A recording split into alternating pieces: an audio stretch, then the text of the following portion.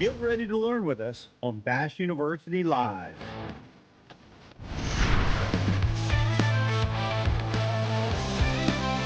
Bass University Live starts now.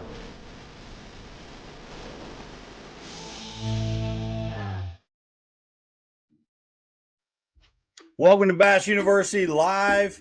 Going to be a great show. We've got a Bassmaster Elite rookie on with us today, Aaron Jagdfeld, who's going to be with us today. We're going to be talking power fishing, Riz. We've been talking a lot about finesse fishing. It seems like as expected. Last few shows, we're powering up this time.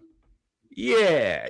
There's always like such a there's a merge between power and finesse, and you can do one thing with your gear and make little minor adjustments, and it turns into a power fishing technique all of a sudden. But the baits may still be the same, so it's fun to unpack it from both sides for sure.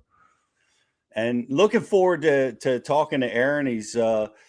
He came up through the college program, through the nation. Like I did. You spent some time in the nation too. A lot of the grassroots guys did that. Aaron's one of those.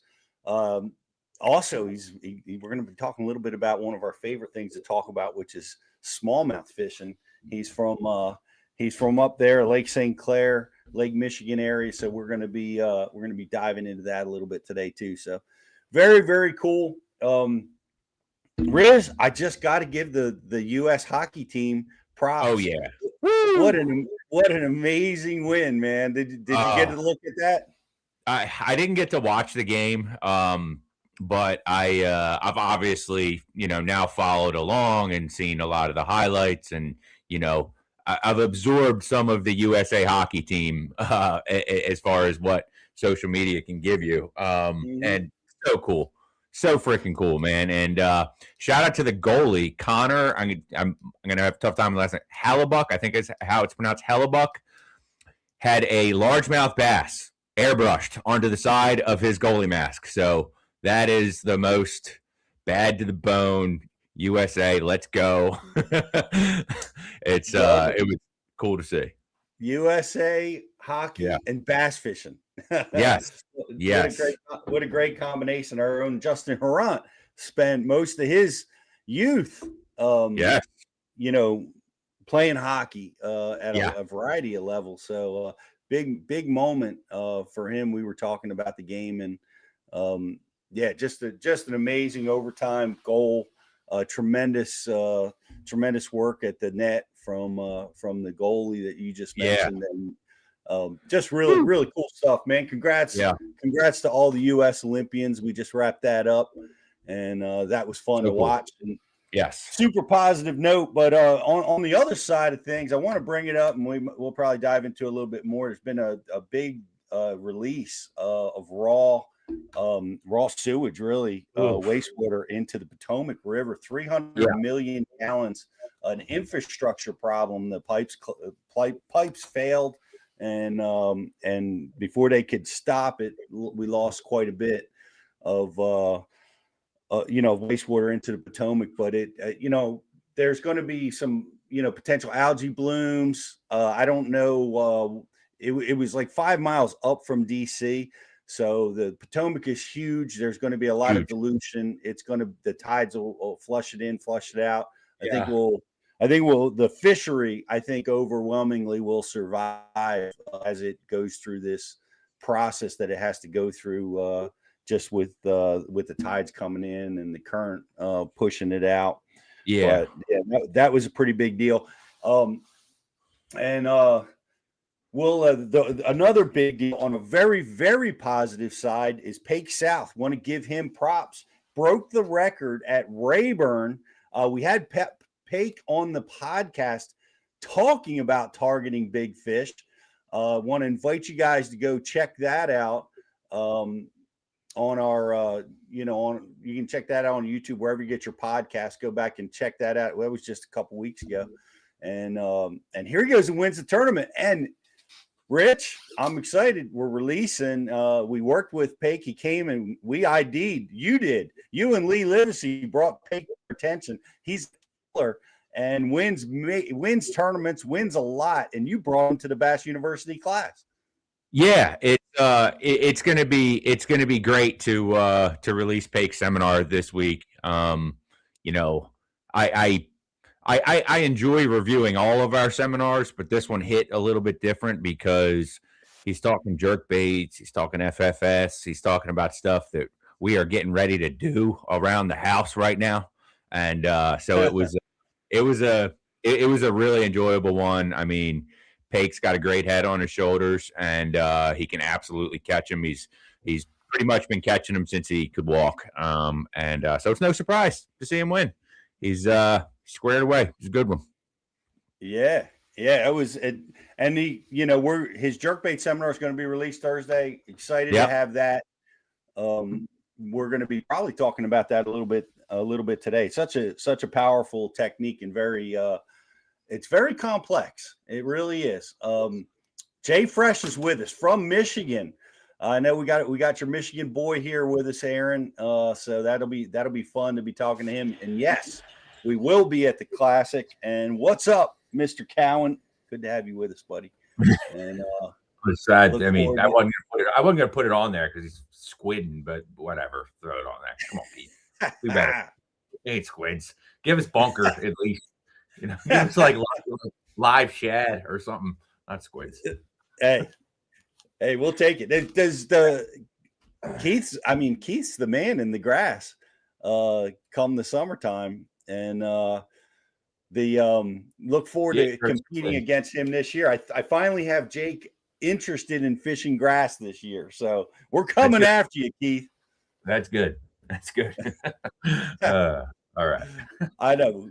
All the grass we got, it's we need to love it. But let's bring them in. We've got a Elite Series rookie, Michigan boy, done well, and glad to have him with us today. Aaron Jagdfeld, good to have you with us, buddy.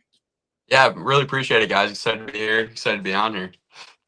Yeah, we got some Michigan people watching, and no surprise there. But you're from up north? Are you guys hockey fans up there? Were you guys going nuts on this game? Oh, absolutely. Yeah. So I was actually down in Oklahoma pre-practicing for the Arkansas River.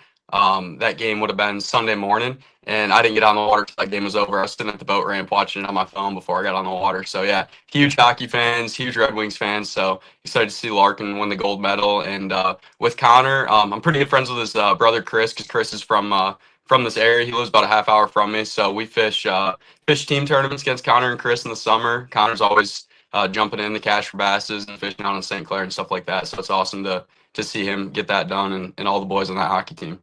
Awesome. You think he's going to be at the Classic? I hope so, but he's got to go back up to Winnipeg and go back to that life. So, but yeah, no, he loves bass fishing, and like I said, good friends with his brother Chris. He actually just top 25 down at Rayburn. I traveled with him for a tournament last year. It was the EQ at Okeechobee, so that's when we really got to know each other, and we've been fishing against each other for years up here. So it's cool to see all that happen. That's awesome. Yeah, I hope we see some of them down at the Classic this year. Why not? What are you going to do after you win a gold medal? You got to walk around the Classic. Exactly. Show that sucker off, man. That's well, if you guys are listening, make sure you stop by the Bass U booth. Come by and bring those gold medals our way. We'd love to meet you guys, and congrats. But it's good to have you with us, man. We're it's frozen tundra up north, but you're getting to fish, fish the dream, man. Fishing on the elites. How is that going? Man, it's been crazy. Like, I've been having so much fun the last couple of weeks. Those two tournaments went by so quick. Just like in practice, everything feels normal. Like in practice, and then you get to the first meeting of the year, and you see all the guys around you and the weigh-in tanks and stuff like that. Like my first tournament. First weigh-in at Gunnersville, I had Fighter was in front of me and Christie was right behind me. So just being around those guys, like it's insane to look around, and grew up watching those guys through high school and college, and to be around them now, it's been fun, and I'm looking forward to keeping the season rolling. Everything's moving so fast. It was like a blink of an eye, and I was at Rayburn, and now I'm back in Michigan to like you said, the frozen tundra. So Yeah, it is. We got a little dump of it, like you guys get. We got like 20 inches off this last storm, so we don't get that very often our way. So we got it, the blizzard of 26. So I know Yeah. we're dealing with it. But we were talking, and I got to brag because I got to brag on Bash. You were talking about what you guys do up there in Michigan. You guys were hanging out in college watching some Bash U stuff. That's pretty awesome. Yeah, absolutely. We used to watch seminars all the time, back in the dorm rooms, fraternity house and stuff like that. Nothing, like we were saying, nothing better to do on a Tuesday or Wednesday night and open up a couple beers and watch bass fishing and talk with your boys about it. So, yeah. That's pretty cool. And you probably saw Christy, you probably saw Fighter on some of those seminars, and absolutely. Yeah, they've been with us a long time. Did you get stage fright? You like, are you getting, when you talk to those guys, are you getting that, that weirdness that comes on with your idols are standing right next to you? Yeah, definitely a little bit, like right off the rip, just having conversations with those guys, and like, after, just like, dude, I just had a conversation with like Fighter. Like, it's just crazy to think that stuff. Like, just a year or two ago, like I was watching those guys on the Elite Series. One of my favorite tournaments to watch was when Fighter won the AOI championship on Claire. Like that was incredible. So just talking to those guys and stuff like that brings up all those memories of when I was grinding and watching all that stuff just to get to where I'm at now. So yeah, it's pretty cool. Come full circle. Yeah. Yeah. And you've done extremely well getting there, man. It's really hard to do, but you did it a couple different ways. Like you got your start in the college program and in the nation program. You were busy in both realms. Yeah, absolutely. So actually, before I even got to college, I was in the kayak world. That's how I really got my original start. Is in No high kidding. school. Yeah, we didn't have a high school team. Didn't have access to a boat. So before I got to Adrian, I'd never fished a tournament of a bass boat. So my sophomore year of high school, I started fishing kayak tournaments. And by my senior year, I'd won enough money. I bought my first bass boat. It was a 2001 Champion 187, and I took that thing to college with me. And yeah, hit the ground running there, and got to fish at Adrian. Fished a couple nation tournaments last year. Went to the national championship in that. And last year was my first full year fishing the opens. So yeah, everything's happened so quick, and just I love the grind and love traveling, love fishing, and can't get enough of it. Pete, is there a chance that boat was one of your champions from your early on in your career? I'm doing math in my head, and I'm like, man, that could have been a Rich Coulter champion right there. Like, made his way to Aaron Jagdfeld. Yeah. It could have been. I think no, Rich, I don't think I had any 2000 champions. I think I'm so old. I was back in the 1900s with all my champion boats. But they built a hell of a boat, man. It was a great boat to get out there and fish with. I know. Well, there are guys from the north that are doing well. We talked about Seth KVD, of course. Ike's done, amazing from the north, and several others. It's hard to do. How are you able to get out there and compete? Was it the college program that got you the experience down in the southern reservoirs, or how'd you get it? Yeah, absolutely.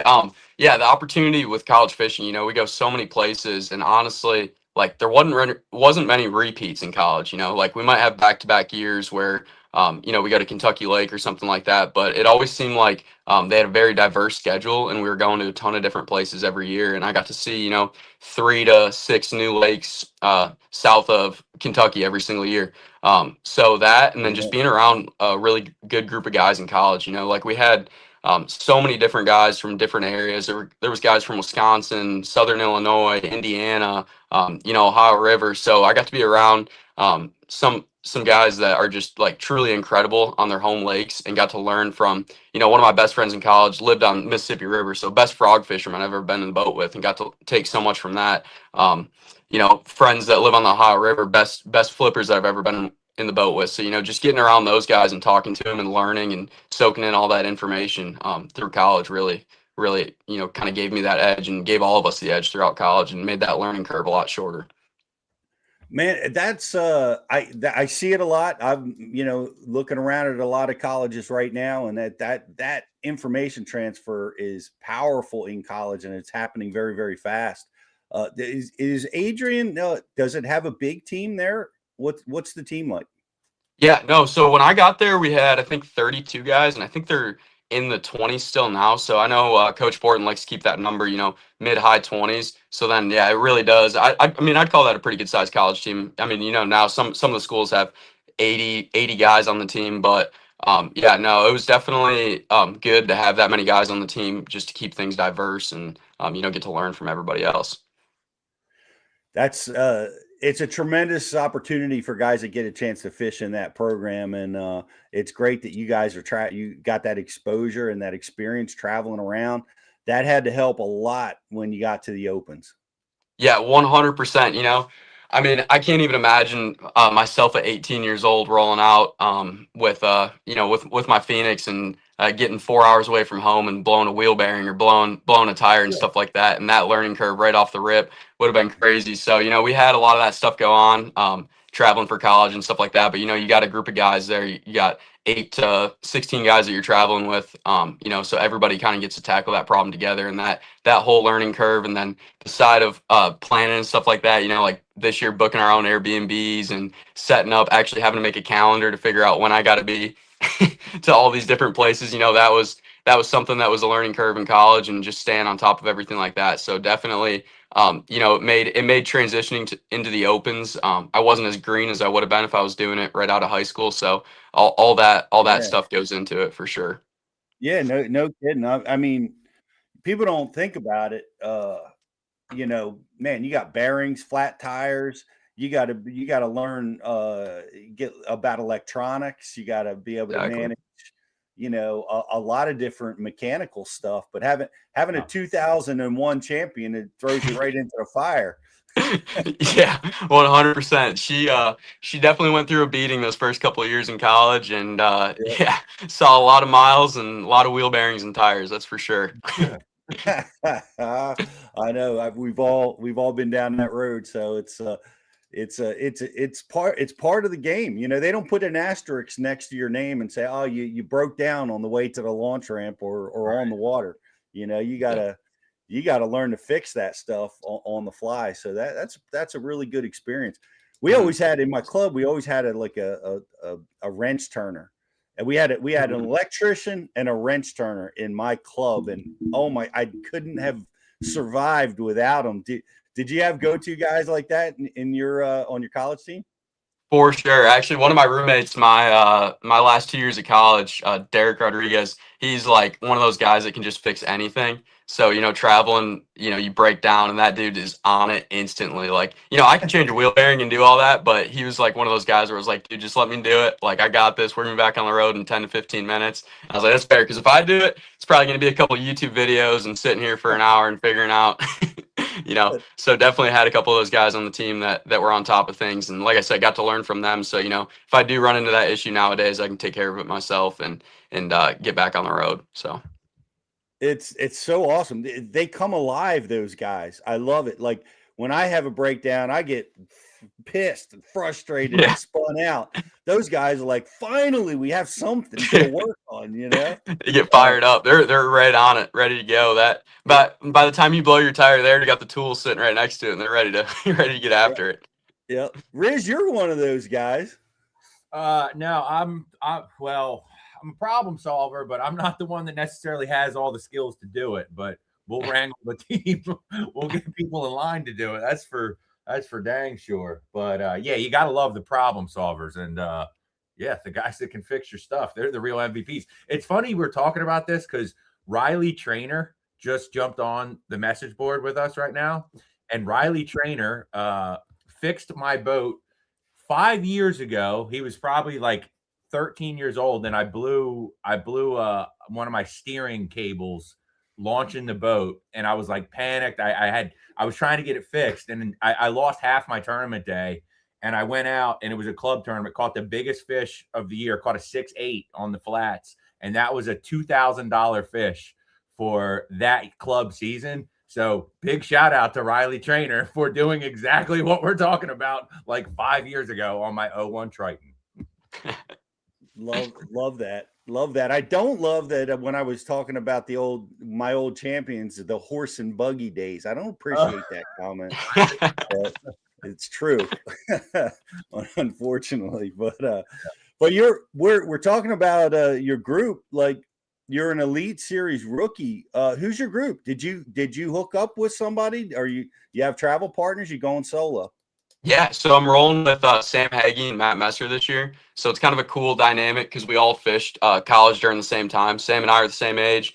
He went to Auburn, and Matt is a year younger than us, and he did, I think, 3 years at KCU. So, we kind of grew up in the college fishing area at the same time. And really, I mean, we've all been like kind of friends before that and like knew who each other was. And then once the EQs rolled around, I started traveling with Sam to pre-practice. And then I've known Matt for a while. I stayed with him a couple of years ago at in La Crosse for an open. So yeah, once we all qualified, I mean, it was kind of like a surreal moment. And like literally that night, we were just like, yeah, like let's travel together, let's do it. Like, so yeah, no, it's been good so far, and rolling with those boys. And Sam and I were just at Arkansas River pre-practicing together, so it's been fun.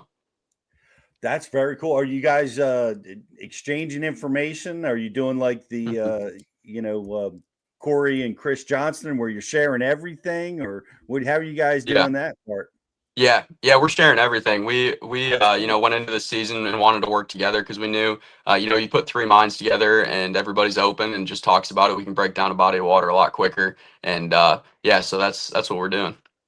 Man, well, that's great to have a good group of guys, and we've seen it be so successful, and you need it. Competition's tough out there, man. It's like every year bringing on guys like you that can just catch them no matter what. Yeah, it's insane how good these guys are. I mean, Opens level, Nations level, Elite level, like man, it seems like just every year everything's getting so much better, and it's awesome to see. And the competitiveness in me loves it. Like I love competing at every level, and whenever I can jump into a tournament, whether it's an elite tournament or just a local Tuesday night around the house, like just love competing, and the level is just like you said, is crazy. Yeah, it certainly is. And there's a lot of fishing that's going to be going on this year. We're seeing it. We had the dice baits are thriving and winning tournaments. We're seeing seeing some power fishing baits play a role. You guys are doing 50-50 where you're doing a little of both. But you have on your bio power fishing for smallmouth as one of your one of your favorites. Happens to be one of our favorites too. So we wanted to dive into that a little bit with you. Power fishing in general, smallmouth, largemouth.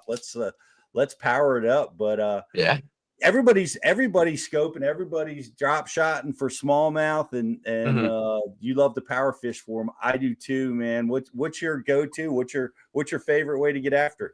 Yeah, so actually, Rich in the pre-show talked about it a little bit, hit on it pretty good. There's a lot of finesse techniques that you can just tweak like one little thing and turn it into a power fishing technique, whether it's with your forward facing or without it. Nowadays with all the forward facing tournaments, I use it a ton. So I'll tweak, whether it's a minnow, a jig, a drop shot, and tweak it and turn it into a power fishing technique. Because for smallmouth, a lot of times, those fish more than likely are going to bite if you can get a bait in front of their face. So the more fish to me that you can cast at throughout a day is going to maximize your opportunities to catch the biggest bag possible. So like one of the best ways that I do it is I take a Strike King Z2, throw it on a minnow style jig head, but a lot of guys are throwing 1/8 to 3/16 ounce. Like that's the first thing that they're going to pick up. When I'm going to a smallmouth fishery, I got two heads tied on. It's a 5/16 and a 3/8, and that's what I'm throwing. I'm throwing about as heavy as I can get to get that bait down in front of their face, because more than likely they're going to bite it when you get in front of them. So that's one of the things that I do, especially out on St. Clair, because we know that's very,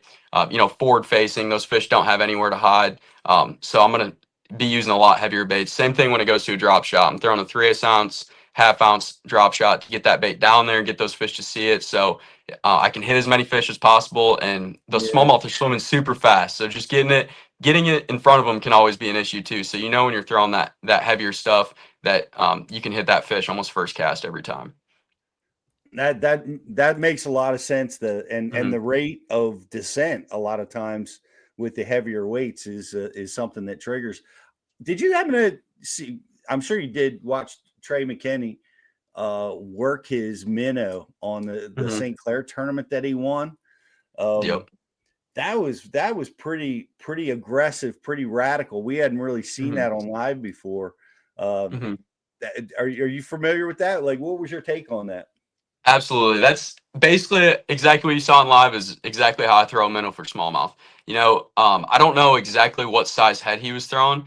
The heavier head that you throw, the more aggressive that you shake your rod and work that minnow, the more you can actually float that heavier head. So I can throw a 3/8 ounce and aggressively shake that rod to float that minnow and keep it, you know, keep it in front of that fish longer, like you would a 1/8 or 3/16 by the way that you shake that rod. So 100%, that's how I throw a minnow for smallmouth all the time. And with those heavier heads, you can float that thing a lot better and keep it in front of their face. Nice. What other techniques are you power fishing with for smallmouth? Yeah, so one of my favorite things to do is throw a 5XD, Strike King 5XD for smallmouth. That bite really turns on around here, whether you're on St. Clair, Erie, Lake Michigan. That bite really turns on come September. We get that first cool down, and that water just starts to dip under 70 and gets into the 60s, and that bite is absolutely incredible all the way until, you know, that water's below 45. So that is one of my favorite. That and an A-rig. Those two are two of the most powerful smallmouth techniques come the fall time. And even in the spring, I mean, you know, ice off, I'll throw a blade bait, like a heavy blade bait, you know, 1/2 ounce, 3/4 ounce blade bait to get down to them. But as soon as that water warms up, crankbait and A-rig, man, it is hard to beat. And you better hold on to your rod because when they bite it, they're gonna rip that thing out. So it's so much fun. How does the forward facing sonar come into your strategy when you're throwing the 5XD specifically? Yeah, absolutely. A lot of times when I'm throwing it, I'm using that forward facing to line up the cast, not per se to actually follow the crankbait to get bit, but a lot of times you're lining it up with a boulder, a school of fish, and you're making that cast basically just for more efficiency, you know. So you know every time you're casting that 5XD or 6XD to line it up with a fish, and you're gonna get it in front of them. And a lot of times when I'm picking up, you know, a crankbait, it's gonna be more of a school type scenario, whether it's a school on a boulder, a school on the bottom. It's not going to be something that I'm casting at a solo fish. Yeah. Burning that bait is, you know, that's what I've, when I was cranking it, it's for smallmouth in particular, it wasn't, and I guess there's a lot of ways to do it. I want to know how you do it, but it's not always a bottom contact thing. No, not at all. So I got one sitting right next to my bed here. This is Citrus Shad 5XD, favorite color. Anything that's got a little bit of chartreuse in it. That chartreuse blackback's also a great color, even in clear water. There's something about that chartreuse that triggers those smallmouth to bite. But like you said, burning it, and it's not always about the bottom contact. It's getting it down there and ripping it through. You know, ripping it over the top of them, and you know, sometimes you might need to get it into that grass, like on St. Clair. You might need to hit it into a boulder. But I think a big misconception is a lot of guys are going to burn that crankbait down to that depth zone and then they're going to slow it down. I always keep it moving. It's that reaction bite that you're looking for to get. It's, you know, if I'm going to, in my eyes, if I'm going to slow it down, I'm going to throw something else to hit those fish right on their heads and get them to bite. Versus that crankbait, you want it to rip by their face and get that reaction bite. And yeah, I'm always throwing, you know, I used to throw 5-1 a lot, but now I started to throw 6-1 just to kind of slow me down a hair. Because if I get a 7-1 in my hand, I get a little jumpy and I'm ripping that thing a little too quick. But that 6-1 really allows me to fish that bait at the right speed that I need it to and get it down to those fish. You said it's a September thing, and a fall thing. What's happening in the fall that kicks that into gear? Do you think it's a bait movement thing or just a water temperature thing? What do you think's going on? Yeah, 100%. A lot of times throughout the summer here, especially on these lakes that I live on, in the summer, those fish are feeding a lot more on perch. And it's not to say that you can't catch them on a 6XD throughout the summer, because it is a great way to get reaction bites. And, you know, especially when you get out there in 3 and 4 footers, I mean, you're kind of SOL when it comes to live scope. And so it's a great bait to get down there. You know, another good one is a 3/8 Rage Swimmer. That's great perch imitator. And that's to me on these Great Lakes, that like in the come summertime, the biggest fish in the lakes are eating perch, especially on St. Clair and Erie. Like it's just a perfect snack for them. But come the fall, like you were saying, it is a bait movement for sure. A lot of that bait moves shallower, and those fish seem to group up a lot more. So that crankbait is a great way to cover a lot of water, trigger that reaction bite, and imitate those bait fish without having to slow down and go to those more traditional like finesse techniques. I would love to see a fall, September, October elite tournament up on those big bodies of water with those big smallmouth. Man, that would be amazing. Yeah, 100%. We got a little bit of taste of it when Fighter won that AOI championship on that crankbait at Clare. And dude, that is exactly what goes down here in the fall, and that is all the way from September through the end of October and into November. So that would be an absolute incredible tournament. You'd be seeing a ton of fish weighed in on crankbaits, and if it's MLF style, you can throw an A rig. Like that'd be awesome. That would be awesome. I think we might be able to get that done if we could get Bassmaster to require everybody to be suited up with whitewater gear, so that they could fish in those elements. Oh yeah, 100%. If anybody has not checked out the Great Lakes Pro insulated suit from Whitewater for cold weather gear, you're missing out. I'm telling you, that thing is truly incredible. It's fully insulated and great for the cold weather. And dude, that thing keeps me on the water more than any other piece of clothing.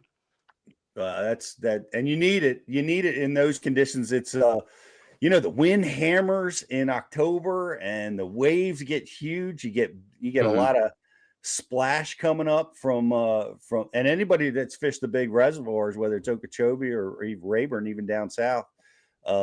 Man, that splash is what makes it even harder to deal with. So having the right gear is key.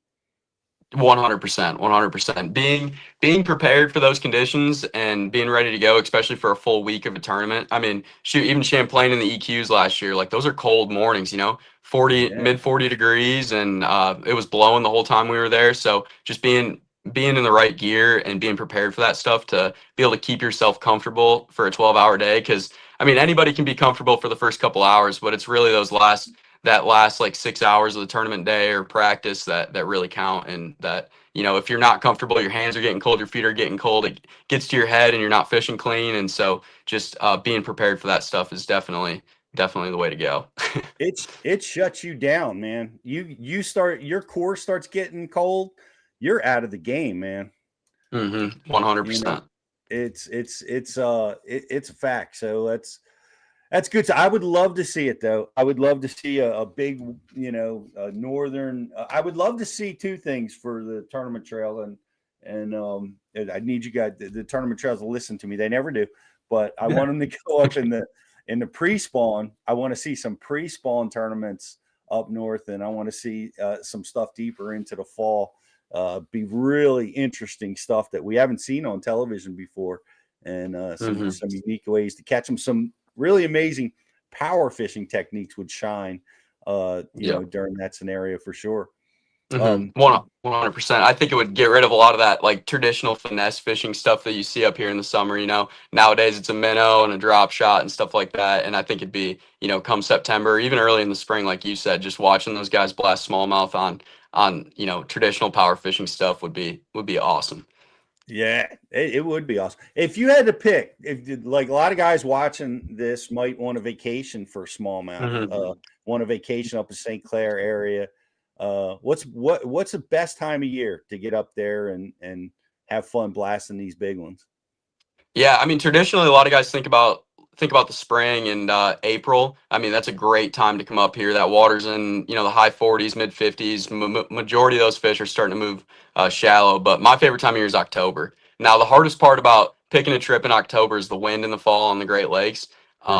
But yeah, if you guys can get up here in October, it's truly incredible. Those fish are in hundreds of fish schools, and whether you're on St. Clair, Erie, Lake Michigan. Yeah, it's incredible. As soon as the tougher part about the fall is there's a lot more dead water than there is in the spring. But as soon as you find them, you can just sit there for days and wrench on them. It's so much fun. That sounds amazing. Now I have little to no experience on Lake Michigan. What part? Where do you fish on Michigan? What's your favorite part there? I'll say let's just say the north end of it. north end of Lake Michigan up there. Yeah, it's truly incredible. That's probably like my favorite thing to do is pick a spot on the Great Lakes that I've never been, take a weekend out of my summer and go up there and just explore. I mean, I love flying a drone around. The water super clear, so you can actually find a lot of those smallmouth by using a drone, by flying it around, because you can see down 30 foot. Yeah. So I got some pretty insane drone shots that I haven't posted out there online, but I will at some point, of 100 fish smallmouth schools that are just roaming up on sand flats on the Great Lakes and stuff like that. And one of my buddies back home, we started doing a trip to the UP every year, and it's been the best spinnerbait bite that I've ever gotten on for smallmouth. It's been in May up in the UP. It's a little bit more tannic water, and we get a little bit of wind blown. Get up there with a half-ounce spinnerbait, change out one of those blades to a straight chartreuse blade, and man, go to town. We had one day last year, 12-hour day, caught 187 smallmouth in like one little section of a bay, and it's just truly untouched stuff. And it's that whole exploring factor, because there's so much dead water out there, so you can go for 2 days with only seeing a couple fish, and then you finally just stumble on that one little magic section of whether it's Lake Michigan, Lake Huron, up there in the UP. So it's so much fun to explore, and it's never ending. There's no way I'll ever be able to fish all of it. But yeah, I love that, like the unknown factor of the Great Lakes, and once you do find it, a lot of those fish are untouched. That's awesome.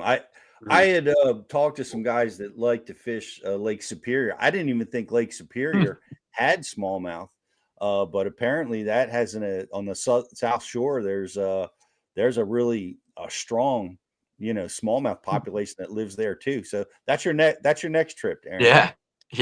I've never been up there and fished. I've heard a couple stories of guys catching them up there, but I think Superior is one of those places where it's like even more dead water, just because of how cold it is up there. So there's not as many places that they live in, but I'm sure once you find them, it's like those fish are untouched and you can just catch them.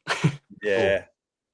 Cool. Love Never that. really thought about it that way, from a Great Lakes perspective, and just how absolutely massive those bodies of water are. It's rare to it's not rare, but it's becoming more rare to be like, oh man, I think I found a group today that had never seen a bait before. Yeah. It's but on the Great Lakes, it's like, oh, there's so much water. That's a real possibility if you're willing to put in to find it.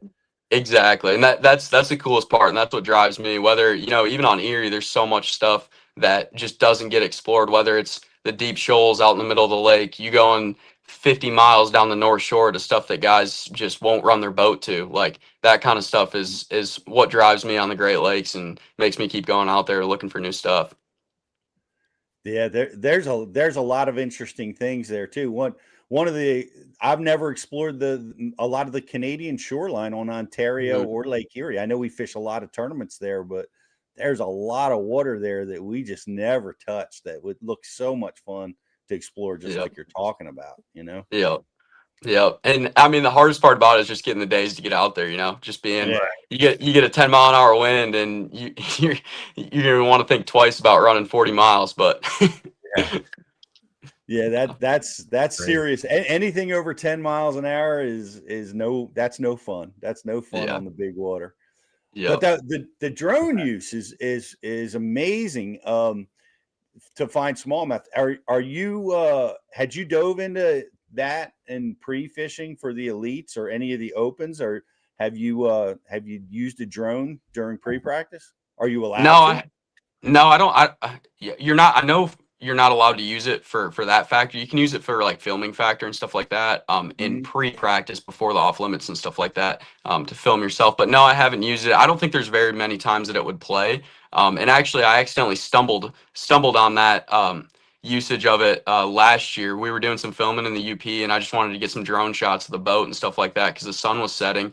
And I turned the camera the wrong way accidentally from the boat, and I could see like 4 smallmouth sitting on a boulder. And I was like, there's no way. So the next time I went to Lake Michigan, I sent it up because we were catching them up shallow, and I sent it up, and you could just see this giant school of smallmouth roaming the sand flat. And I was like, dude, this is so cool. Like just seeing their movements and stuff like that from a different angle. And now I use it a little bit more just to, send it down the shoreline if I'm fishing shallow to check it out just to see, because I mean, it truly does eliminate so much water so quick. It's like there's so much rock and so much going on out there that it really does help. Yeah, no doubt. What a fascinating tool. Love that. We're talking about power fishing for small. By the way, spinnerbait power fishing for that is my personal favorite power technique, just because of the way that they smash that bait. It's so shocking. It shocks you every time they hit it. You know, you don't know if you're hitting it from the front, from the side, from the rear, but it's ballistic every time. Yeah, 100%. That is definitely, when you can get on a smallmouth spinnerbait bite, it is truly incredible. And one of the biggest tips that I have for that is throwing painted blades. 100%.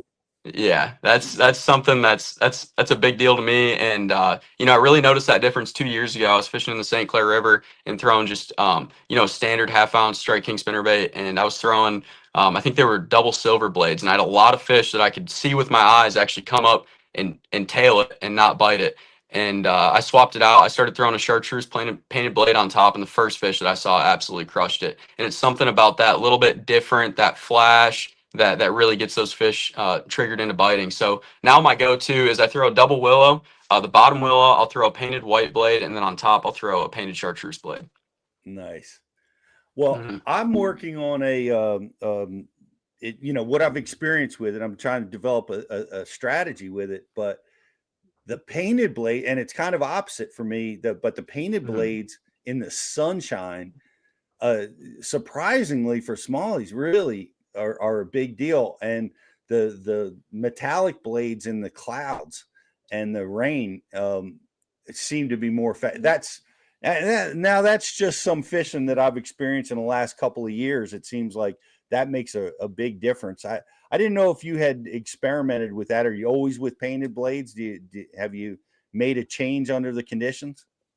Yeah, for the most part, I'm throwing painted blades. Sometimes what I'll do is to get a little bit more of a subtle factor, especially in the clean water stuff, I'll get rid of that bottom white blade, because that chartreuse blade to me is just a difference factor that triggers a lot of those fish into biting. But sometimes I'll change it up a little bit and get rid of that painted blade and throw just, you know, that standard silver blade. But I haven't really seen it a ton with the conditions.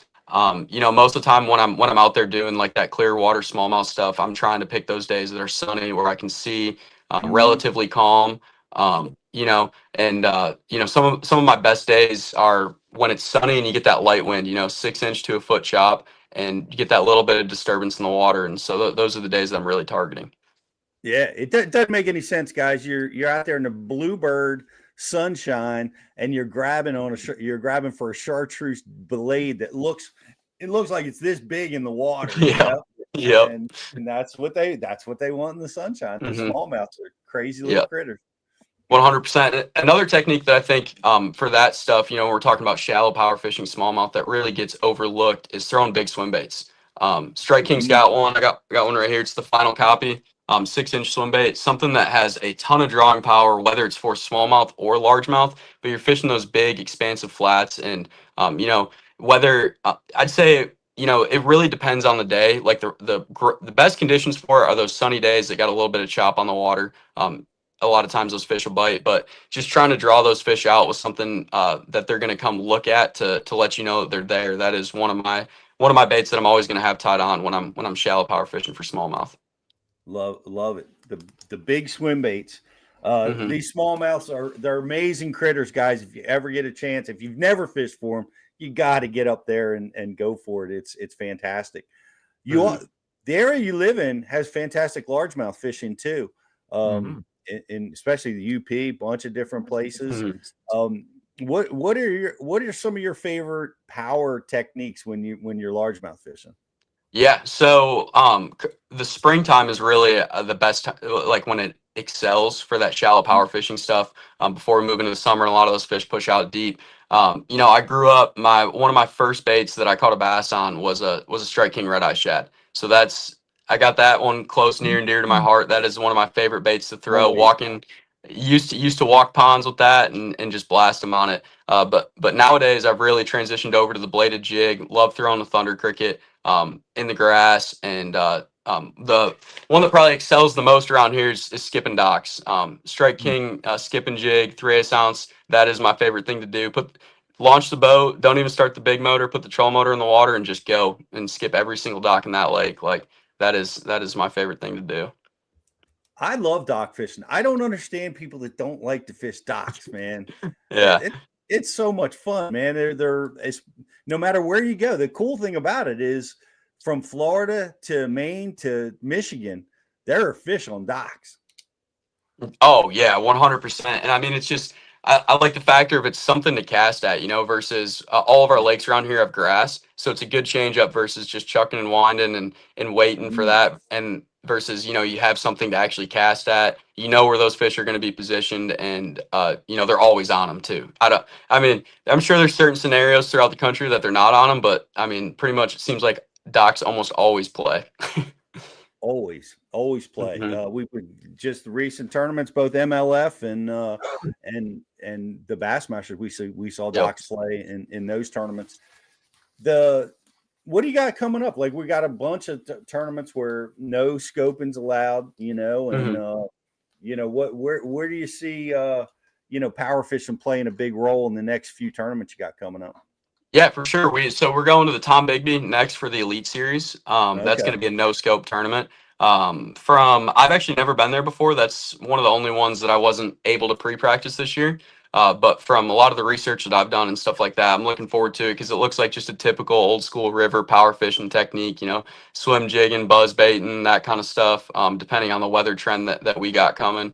I was just down at the Arkansas River. That's going to be another one where you'll probably see some live scope play, but it's going to be there's going to be a lot of traditional river fishing, power fishing style stuff.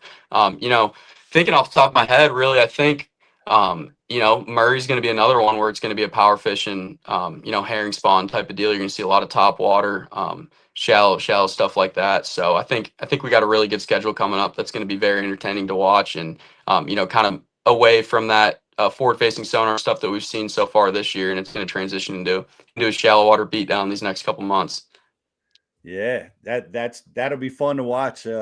Murray sticks out too. That's the Lander University just won with 25-pound stringers in the college derby, and you guys are going to see some monster bags in that tournament. Be so awesome if the blueback were spawning and you guys were blasting them on top during that event. Yeah, no, that's gonna be so cool. Those college weights were crazy. I was actually talking.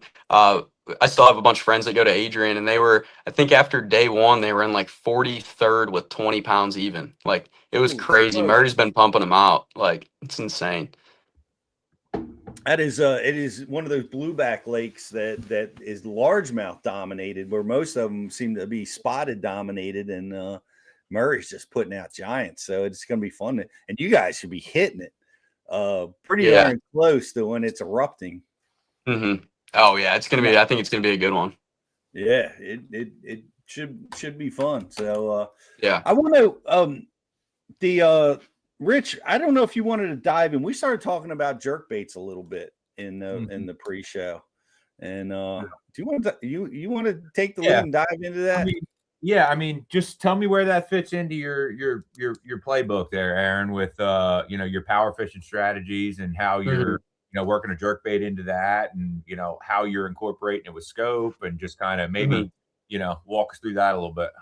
Yeah, for sure. So I think talking about when I'm showing up to a lake, there's talking about power fishing too, there's a couple baits that I always got tied on, and that's going to be with forward facing sonar. It's going to be a heavier minnow, like I said at the beginning of the show. It's going to be some type of jig, and I'll talk about this after, but I got one sitting right here, homemade, finesse style, small, branded a smallmouth jig, but it's definitely not just a smallmouth jig. And then a jerk bait. You're covering all three things. You got a bottom bait, you got a moving bait, and you got something that like for forward facing sonar that can be considered a moving bait too.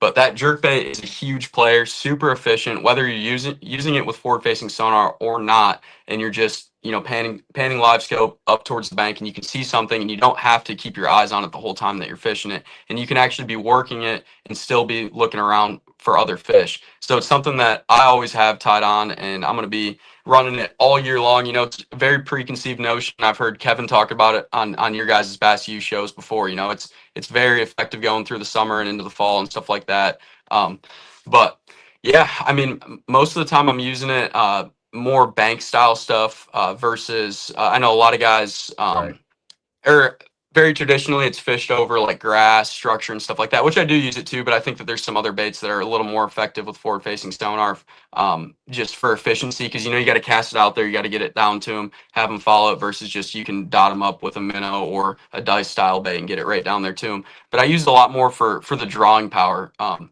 of stuff. What's up, Doug? Whitewater. But yeah, for the drawing power stuff. So good example would be like Arkansas River last week. I was down there kind of just exploring. I've never been down there, don't know anything about it. And I was targeting some steeper rock banks and stuff like that. And a lot of those fish are holding on the bank, so you can't actually physically see them. So what I was doing is I was casting it at the bank on a 45, following it with my forward facing sonar and using it for the drawing power. Now they might not eat it every time, but you're just using it to have them let them know, or let you know that they're there. So then I might pick up this jig or a minnow and actually try to catch that fish. So it's just one of those baits that's you can use it to trigger a lot of bites where they wouldn't bite other stuff, but just the pure drawing power of it for those target fishing stuff that you can keep in your hand all the time and constantly be moving and keep that power fishing element and cover a lot of water to have those fish let you know they're there. Yeah, you said something in there that was impactful, and I just want to just revisit it for our listeners in case it slid by some people. You said with a jerkbait, you have the ability to throw your bait, work the bait, but you can also continue to be looking for new fish while you're doing it. You don't necessarily have to stay on your jerkbait, scoping your jerkbait, because it's just doing its job the whole time regardless. And that stood out to me. So I just wanted to touch on that because I can think back to times where I call myself like 2.5 years behind the live scope curve, and like that's one of those things that I can immediately look at right now and be like, I have been guilty of that, where I'm sitting there staring at my jerkbait with nothing behind it the whole time, where that cast, for those 5-10 seconds inside that cast, I could have been looking for another fish. And if you find that fish, it takes the efficiency up 5 to 10% throughout your whole day, which over the course of an 8-hour day matters a lot. So that was a good. Yeah. 100%. And to add on to that, like when you're throwing like let's say a minnow style bait or a dice style bait, like you have to be locked on that all the time to watch it, to make sure that you're working that bait right, because you don't want that minnow to fall past the fish. Most of the time you don't want that dice style bait to fall past the fish. You're always trying to keep it moving away from them, versus that jerk bait, you pan away from it, that bait's suspended there, and when you twitch it, you're pulling it away from that fish. So it's one of those things, like we said, that it's not something that you have to keep your live scope being pointed on all the time, and you can constantly be looking for new fish while you're fishing that bait. Excellent stuff. Doug from Whitewater is looking for the juice. I think he's really looking for waypoints. Yeah. he's from up your way, I know. And Doug's an awesome guy. Yeah, he is. And good to have you with us, hanging out. Doug, good to have you with us. Kevin Long and Kyle, good to have you guys all hanging out with us. Talking about power fishing, we're talking about some big smallmouth power fishing. What have you put them on the scale? Do you have a PB? What do you? I know the Erie record was broken right recently with a giant. What's your PB you're working with? Yeah, so my PB is a 698, so almost a 7-pounder. I caught that out of St. Clair in a kayak actually four years ago. Yep, I was in a kayak. But yeah, I've caught a good amount of 6-pounders in my lifetime, and I'm still hunting for that like true 7-pounder. But yeah, caught a lot of big bags. Caught some 30 bags at Erie last year. A lot of 28 to 29-pound bags, Lake Michigan, Erie, St. Clair, all that stuff. So been blessed to catch a lot of big fish in my life. Man, it is hard to that 6-pound barrier is I don't think I've broke it. I don't think I've ever caught a 7-pounder that I put on the scale, and it's a unique fish. I know they've been breaking records, and with the gobies up there, the sizes have just erupted. But 30-pound bags, man, that's a big bag of smallmouth. No matter where you're at, that's amazing. Yeah, no, it's so much fun. And, a lot of guys, like you think about 30-pound bags of largemouth, and a lot of times you got mixed in, 10, 7, and then, and maybe another 7 and a couple 5-pounders. But smallmouth 30 pounds, that's all 6-pounders. So, it's all 6 to 6 1/4 pounders when you're catching 30 pounds. So it's truly, truly incredible days when you're breaking 30 pounds out there. So, yeah. Yeah, that's spectacular. Have you ever, the hunting and fishing guy, fishing smallies over in Minnesota? You're close, but that's still a long trip. Do you get over to Minnesota much? I do not actually. The last time, so I went there for Leech, and I think the last time before that, I was over there for a hockey camp when I was 14 years old. So, no, I don't go over there much. It's still 10 to 14-hour drive to get over there because you got to go either down around through Chicago or you got to go up through the UP to get over there. Oh yeah, that's a long trip. I've spent a little bit of time in Minnesota. I think Wisconsin. I fished the Vermilion territory. We had an MLF tournament up there 100 years ago, and just amazing smallmouth fishery. I remember it's all rock, spawning smallmouth everywhere. But Minnesota, yeah, that whole region is just notorious for amazing smallmouth fishing. 100%. What's the Northern Swing look like this year? Where are the elites going? Yeah, so we got Champlain, no scope, and then we got the St. Lawrence with scope. And then actually in between those two tournaments in August, there's open on Erie on the out of Buffalo, so the eastern basin of Erie. So I'm going to be fishing that one too. And I it's an understatement to say I can't wait for that month of August to be just straight up smallmouth fishing and be in the north and doing what I like to do. So looking forward to it. Kidding. I love Champlain no scope. What a fun premise that's going to be, man. I love that concept. That'll put largemouth into play big time for that tournament, I would guess. 100%. I was actually kind of hoping it went the opposite way and we had no scope at St. Lawrence just because like all these techniques that we're talking about, the shallow power fishing for smallmouth, like it would have just absolutely shined. And I mean, it still could be a player, but I think it would have been freaking awesome to go up there and have, these baits that we're talking about, whether it's a big swim bait, spinner bait, that kind of stuff, and going up in the current and on the lake and doing that stuff. Yeah, no kidding. Well, and you guys are out of Clayton. Is that right? Yeah. This year? Yeah. So we're closer to the lake. So there's going to be some, as long as the weather cooperates, there's going to be some monster bags this year. And I mean, because Clayton's like only 15 miles from the lake or something like that. So it gets rid of that whole run. And yeah. Crazy to talk about. Yep, that'll be fun. Now, on Buffalo, do you have much experience on Buffalo? I know it seems like everybody fishes the west end. The east end doesn't get that much attention. Yeah, I've actually never been over there. That's exactly why I signed up for it, and kind of ties back into what we were talking about in the exploring for the Great Lakes for smallmouth and stuff like that. So I'm super pumped for that, to get over there and look at it, just because I've never been over there. And like I said, that's one of my favorite things to do, is get out there and poke around and try to find some stuff that's, I mean, I don't know if it's never been fished for, but it's never been fished for by me personally. So I'm excited to get over there to a new section of the Great Lakes and explore. That's the same thing with Ontario. I've never been on Ontario, so I'm super excited to get out there and do that. That's cool. I was we had some experiences out of Buffalo. We had, I'd fished some tournaments out of there, some Bassmaster tournaments there. And this will always take the cake for me. Like we talked about nasty weather and having the right gear with Whitewater, 10 to 12 foot waves coming out of Buffalo Harbor in a tournament. And we were let go. Like, it was like, and you know how it is. Like, you've not been to Buffalo. Buffalo, you launch your boat, you come out of the harbor, you're in the lake.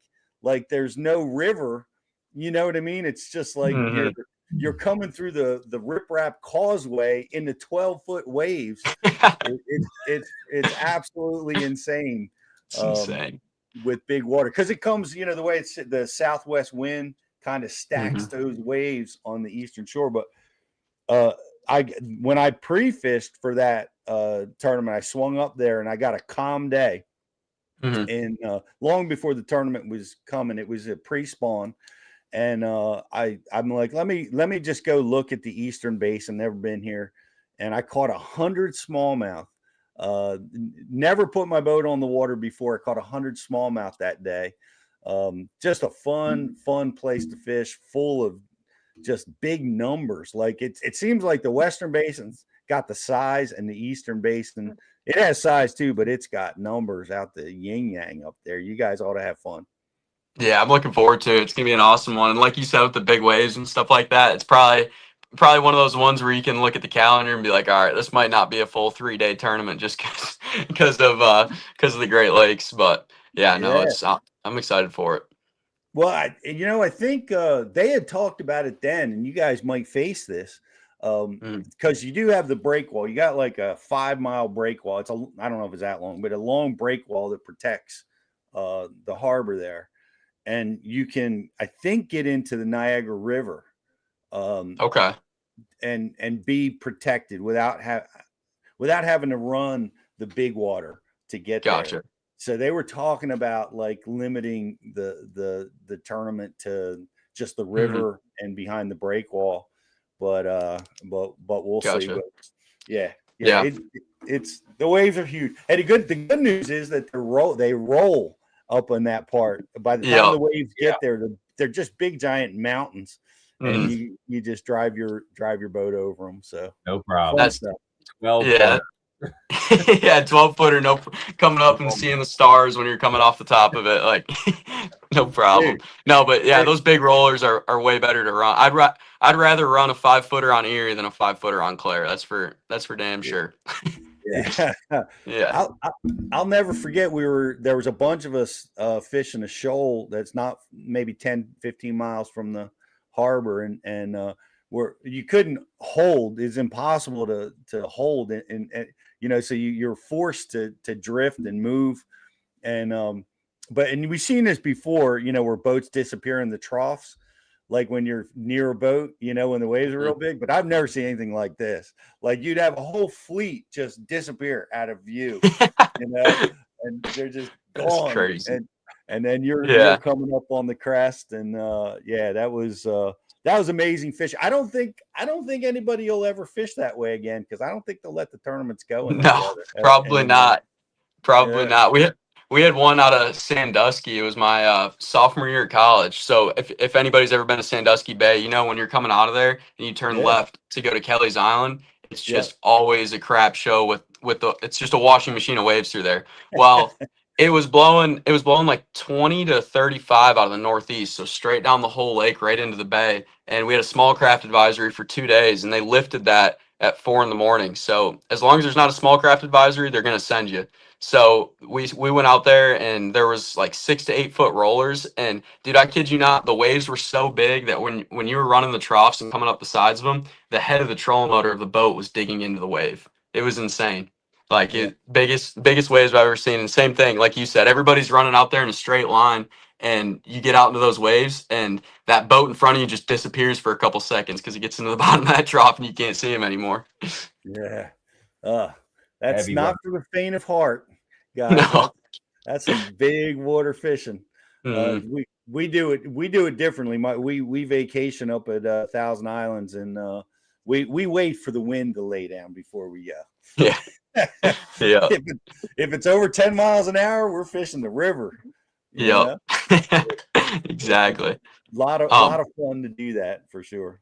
100%. Another technique I want to talk about that I didn't really get to hit on yet is this has become a very popular technique, which is a finesse jig. This is actually a homemade one that one of my buddies here makes. So it's a little bit sneakier, just kind of got the hook that we like in it. But other than that, I mean, it really ties into that power fishing for smallmouth, because we're throwing heavier weights, 3/8, half ounce. There's a couple different companies that make some good ones. But using that and being super efficient with your forward facing sonar is something that has really been a big player the last couple of years in my smallmouth fishing success. And no matter where you're at, smallmouth are always going to eat crawfish. And there's a handful of different ways that you can fish this bait, whether it's letting it fall to the bottom and fishing it like a crawfish, or throwing it for suspenders and kind of just floating it in front of their face. So wanted to bring that up, and before I forget, just to hit on that. And a big part of when you're throwing it is the trailer that you're using, that you can really change the action on that bait. and what you're looking to do with it. So when I'm fishing for suspenders and trying to get those floaters to eat, and really trying to get them to eat that bait before it gets to the bottom, I'm going to throw more of a cross style trailer. So the baby Rage Menace, the 3-inch Rage Menace, displaces a lot of water. So when that bait's falling, it's falling a lot slower. You can float it a lot better in front of those fish's face. Now if I'm fishing boulders, I'm going to throw like a more of a Ned style bait, like the Strike King Ocho Ned, which is just a little 2.5, 3-inch Ned bait, and that bait's going to get down to the bottom, and I can sit there, and I'm actually not actively moving the bait. I'm getting that bait in front of the fish, and I'm sitting there and shaking it, just shaking my rod until they bite it. So just something, like I said, wanted to bring that up. My ADHD kind of went off track. I saw that jig, and I was like, want to talk about it. That's a powerful tool, and Riz, we know, Justin, we all fished, the BFLs and the Toyota series up on the river up on Thousand Islands, and that jig, that technique has dominated. It has won and won again, catching all the big ones. Yep, 100%. At the EQ at Champlain last year, I tied that. I didn't throw it on day 1, but I tied it on day 2, and then on Bass Live on day 3, I weighed in every single bass on it, and that jig was never hitting the bottom. Wow. Yeah. Just floating it, like just drifting like you would a minnow. Exactly. Yeah, just getting in front of those fish, shaking it, and the difference on that bait is I'm not actually like actively pulling that bait away from them like a minnow. It's more of getting it in front of them and then having that bait on a tight line. And like I said, using a different trailer like the Rage Menace to displace more water so it falls slower. So then what those fish do is when they see it, that bait's coming down to them, and then you got it on a tight line and you start shaking it slow like a minnow, and it's kind of just slowly falling to the bottom, and those fish are nosing down on it. And a lot of times they'll eat it right like before it even gets to the bottom. Wow. That's pretty awesome. Great stuff on the trailers. One of the techniques that I love to do, and it I guess it's too inconsistent to win, but man, drifting those baits in the river systems in particular, or when the wind's blowing on the lakes, is has been very, very effective. But it seems like the forward facing has made that you're too consistent catching the big ones that way. But the drifting is so much fun to fish. You guys still doing that? Oh yeah, that's before before the forward facing stuff. Like that's all we did in the rivers over here was drifting drop shots, drifting tubes, and it's so fun because it's Carolina rigs, and I mean it's just you get on a good drift and you can get up there, and you better just hang on to your rod because as soon as those fish bite it, those river fish are taking off, and they're so much stronger than the lake fish. It's truly incredible. It is such a fun way to fish, honestly. Like so, I grew up in the saltwater a lot with my dad, and we flounder fished a lot. And it's like the same exact deal. And like, like obviously you're not going to be fishing for the biggest fish in the system if you're doing it on the St. Lawrence River most of the time. Although you can catch freaking hammers on, you can catch giants drifting. It happens all the time. But boy, it's just such a fun. It's just you're truly fishing your bait the whole time. You're feeling your bait. You're in contact with what's going on, and like you just feel so connected to the fish when you kind of dial it in, and like. Okay, this is what they're on. This is the weight I need. This is the everything. It just becomes so repeatable, and man, you catch a lot of fish doing it. And you get in certain techniques, Carolina rig, jig, you just get to lean back on those suckers so hard, and it's just a palm out every time. Dude, it's so much fun. Like exactly like you said, it's all feel. Like it's a completely different style of fishing. Feeling that bait going over the rocks. You get it snagged on a little boulder down there, pop it out. Like it's such a fun way to fish. Yep. I think it draws them. I really do. I think by drifting, you're like, you might not be around, or your drift line might not be near the fish or real close to them, but that repetitive, that contact with the bottom and that movement just kind of pulls fish over to it.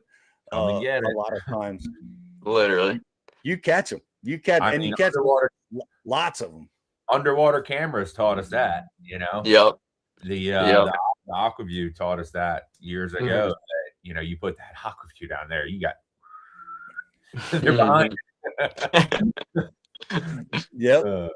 It does. It draws them in. It's so much fun, and so it really, really good technique for fishing up north, and fun stuff. Did have you the spotted bass? You just ran into them at Lake Martin. Mm-hmm. Did you see similarities, between smallmouth and spotted bass? Yeah, absolutely. And when we're talking about power fishing with forward facing, that really ties into that. Like we were saying at the beginning of the show, where you can tweak those little finesse baits and turn it into a power fishing bait, and that 100% plays for spotted bass. I was catching most of my fish in that tournament. Like I was saying, a lot of guys throwing 3/16 quarter-ounce heads and stuff like that. I was throwing a 1/2 ounce and 3/4 ounce head and just trying to get it in front of those fish. I want that bait to get in front of them on my first cast. 100%. You get it in front of them, they're going to bite it. So yeah, there's a big similarity there with how those fish react to baits and stuff like that. And yeah, spotted bass fisheries are awesome. They might not always be as big unless you're at Lanier, but yeah, they're super aggressive fish. Yeah, they are. They're a lot like smallies.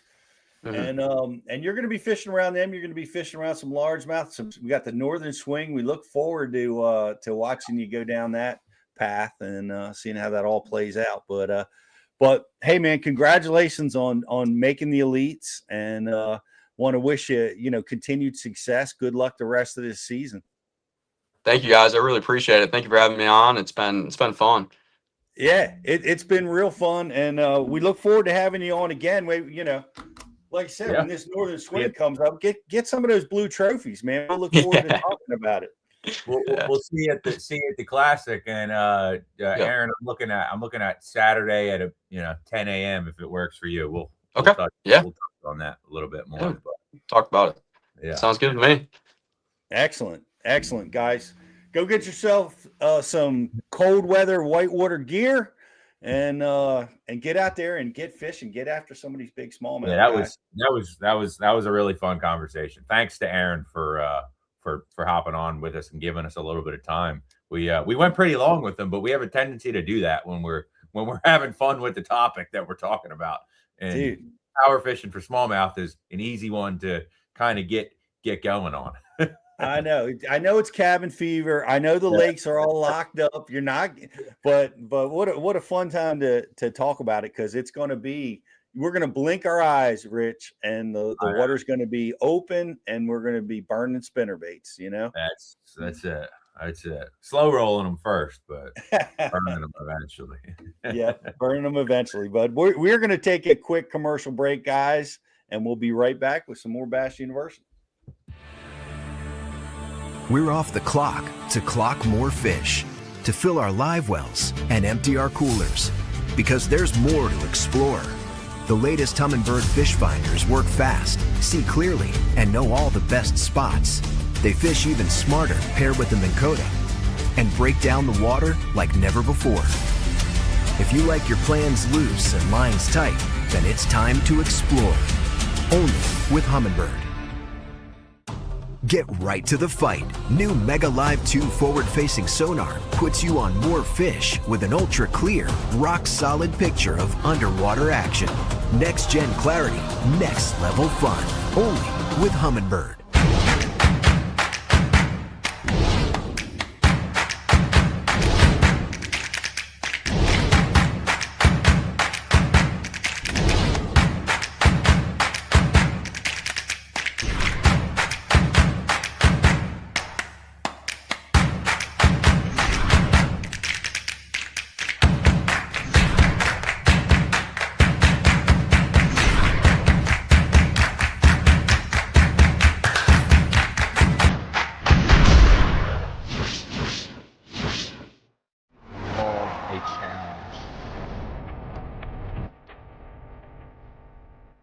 The original Element rods were really Cashin's first launch, kind of in a price point level. With that, we got a lot of feedback. And that's what brought about the Element Z2 and its launch.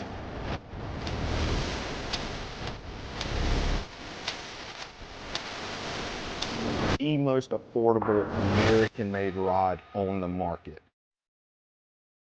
When the sun's up and the bite's on, clarity is everything. That's why serious anglers trust Redfin. Built for the water, designed for performance.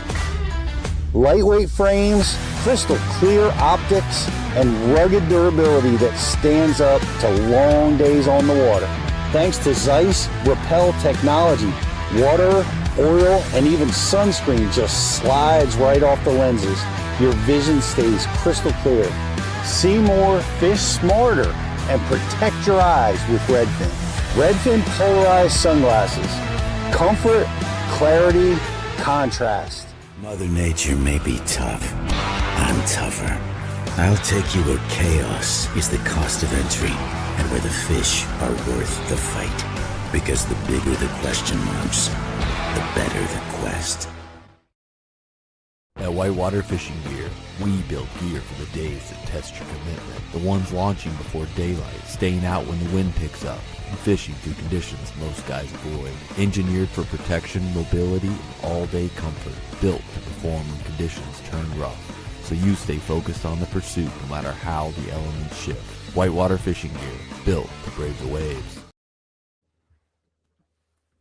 Welcome back, everybody. Good to have you back with us. Great conversation, man. I'm telling you right now, I am dreaming of getting out and doing some fishing. I'm jealous. All you Florida guys, you Texas, South Alabama, South Carolina, you guys are all getting after it right now. I'm ready to make a 12-hour drive, Riz. I'm ready to go, man. They are rolling down there already, but we're not far off it, Pete. I mean, I guess we kind of are, considering you could probably still walk across most of the Northeast River, but it's happening. It's going to melt eventually. Last year, I think February 24th was the first day that the ice opened up on us last year. So we're a little bit behind schedule, but it's coming. It's coming. It's going to be the blink of an eye. This is probably going to be one of those springs where it goes from ice to 80 degrees, like right now. But yep. Oh, they're in the oh, they're on the flat. Okay. Yeah. Just like that. Oh, where'd they go? The spawn is on. What's up, Jordan? The hunting and fishing guy likes to pair his jig with a Yamamoto and a chartreuse tip. That chartreuse tip is just so effective. I want to, when you're putting your chartreuse tip on, I want to recommend you do it with thump gel, guys. Put that scent on there, especially with smallies. But we have the glow, which has a really chartreuse color you can add right to it. Add the scent. Give that a try for those Minnesota smallmouth up there, guys. It'll help you catch more fish, especially for us in this ice condition and the really cold weather. Scent's going to be a powerful weapon for us as soon as that ice melts, Riz. Oh yeah, big time, Pete. What else is powerful? We talked about it. Pake South won record-setting 3-day catch, and we are so proud to be releasing Pake South this week, Riz. What seminar do you have lined up for us? We have Pake South's jerkbait fishing seminar lined up for this Thursday's release, and boy, oh boy, it's a good one. Yeah. I think Pake was our first speaker on Saturday morning on January 11th or January 10th, whenever Saturday was, while we were there. So it was the first speaker of the event. And generally at that time, my stress levels are so overloaded that I can't completely comprehend what's actually happening. But we just keep it moving forward. But anyway, upon review of Pake seminar, woo, giving up the goods, huh? Yeah, it's going to be one of those ones, Pete, that I consume. I'd say I'll probably give it 3 to 5 listens before I feel like I really grabbed everything I needed to from it. Yeah. And again, it's, every now and then these kind of deals come along down the pipe because they're so relatable to me personally that like I really latch onto them. But this is one of them.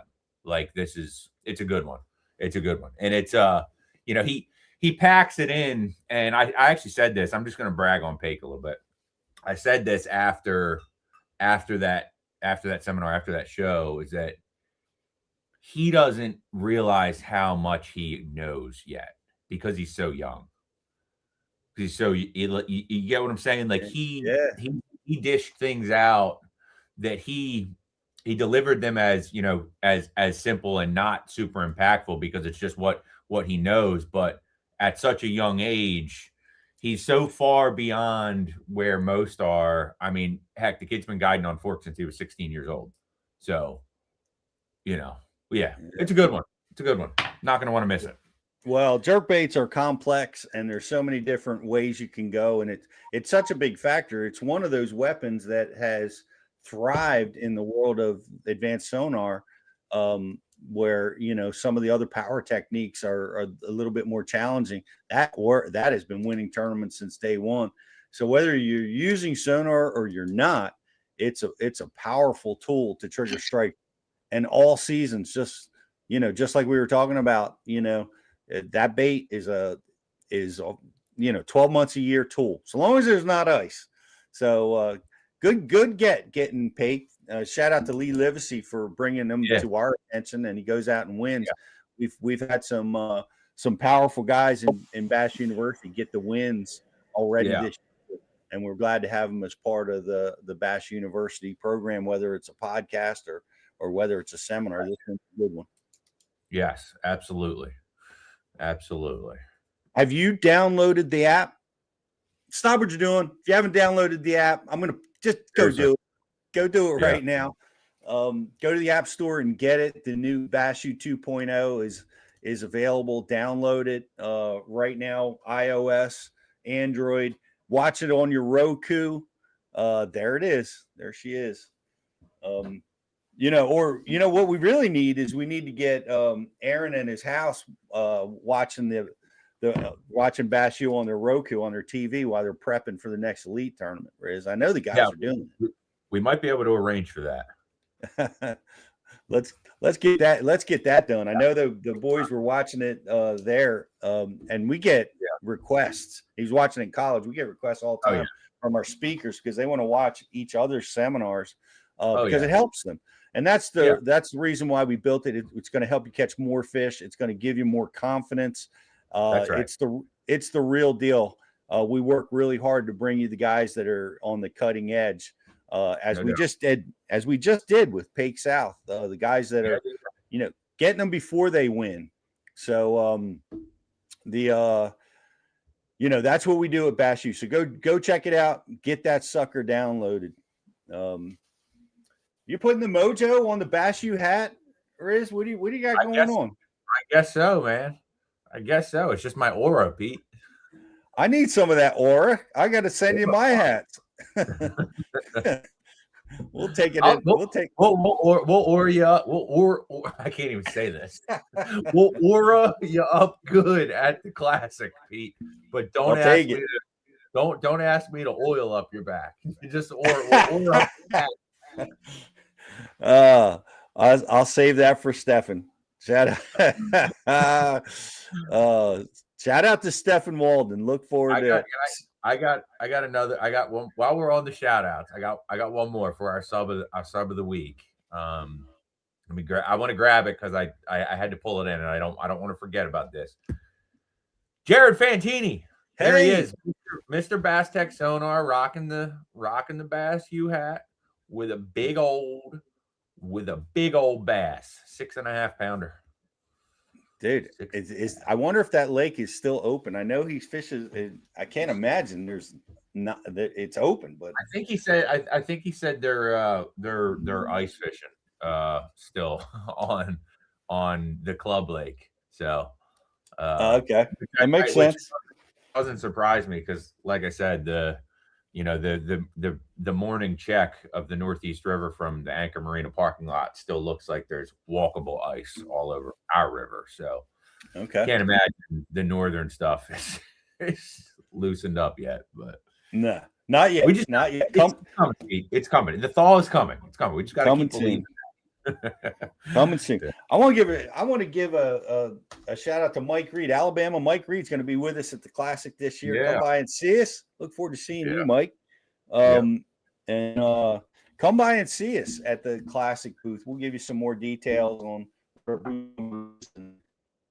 come by and check us out. Show us your Bass University colors, and we've got some cool stuff. at our Bass University booth. So come by and see us, guys. What else we got, Riz? We good? I think that covers us, Pete. I want to talk more giant smallmouth, man. I'm not ready to be done with that topic. Yeah. I mean, yeah. Giant smallmouth, 2026. Gold. More. We'll do some more of that, guys, when the fishing actually opens up. And in the meantime, go check out Pake South this week on jerkbait fishing, guys. It's going to be one that's going to really help all you guys.